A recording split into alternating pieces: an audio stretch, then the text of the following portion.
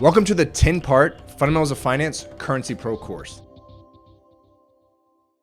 By the end of this course, you'll know more about currencies than 99% of other investors. Not only will this help you make better investment decisions, but you'll also be more knowledgeable about everything currency related. And the best part, I'm not a stodgy old college professor who learned this material last night in a textbook. This is going to be real, practical knowledge that will be useful on a regular basis. And I'm going to bring it to you in an easily digestible package. Throughout this course, you'll learn how to invest in currencies, how not to invest in currencies, how they impact the economy, your other investments, and vice versa, how they're created, how they're printed, how their value changes, how to calculate the returns on them, how governments manipulate them, how companies hedge their exposures to them, and much more. We're going to go deep.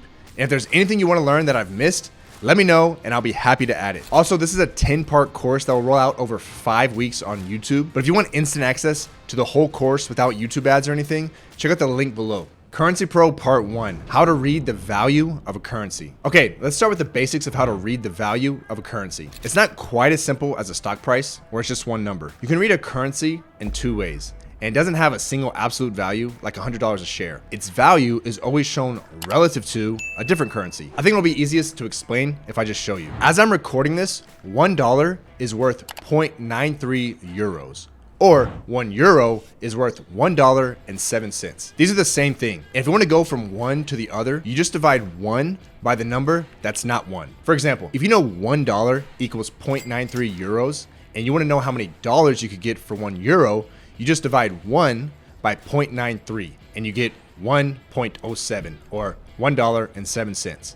It's the same the other way. Now here's where some people get confused. In one chart, the line is going up, and in the other chart, the line is going down. So has the dollar been strengthening against the euro or weakening against the euro? Well, I could just tell you how to memorize it, but there'll be none of that in this course. You can get through school by memorizing, but you get through life by understanding. So think about it this way. If a bagel went from 91 cents to 93 cents, did its price go up or down? Obviously it went up, right? Well, instead of a bagel, it's just a dollar. A dollar used to be worth 0.91 euros, and now it's worth 0.93 euros. So the dollar went up in value. But what about if we look at the other chart? The line is going down and it's red. Doesn't that mean the dollar went down? No, it still means the dollar went up. Because in this chart, you're not looking at the changing value of the dollar, you're looking at the changing value of the euro. The euro is the bagel. It's the item that's value or price is changing. At any point in this chart, you're always looking at 1 euro. It might be worth $1.07. It might be worth $1.09,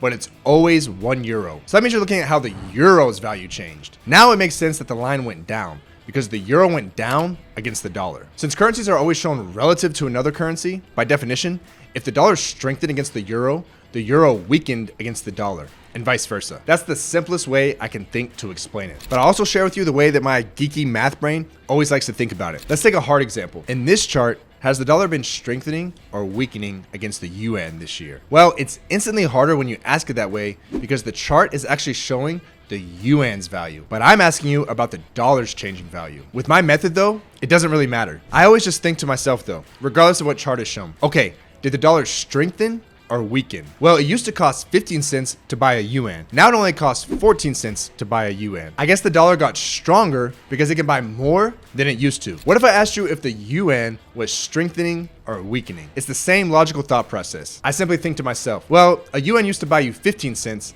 Now it only buys you 14 cents. Since you can't buy as much with it, it must have weakened. Either way, that's how you read these charts. But what if you just want to know in general, not versus a specific currency, if the dollar has been strengthening or weakening? Well, you can actually look that up. If you Google dollar index, you can find the DXY, which is basically an index they created to measure the dollar's price against a basket of 6 major currencies. If we pull up a simple chart on any source, this one happens to be from MarketWatch, we can see that the dollar's value is almost as high as it's been for the past 20 years. So when you see alarmist headlines or hear people say the dollar is collapsing, you know you can show them this chart and say, dude, you have no idea what you're talking about. You need to take the Fundamentals of Finance Currency Pro course. It's free on YouTube. Next, we'll take it a step further and learn how to invest in currencies. And by the way, this is a 10-part course that's gonna roll out over 5 weeks on YouTube. But if you want access to all 10 parts right now without clicking around YouTube or watching ads, check out the link below. Thanks for watching.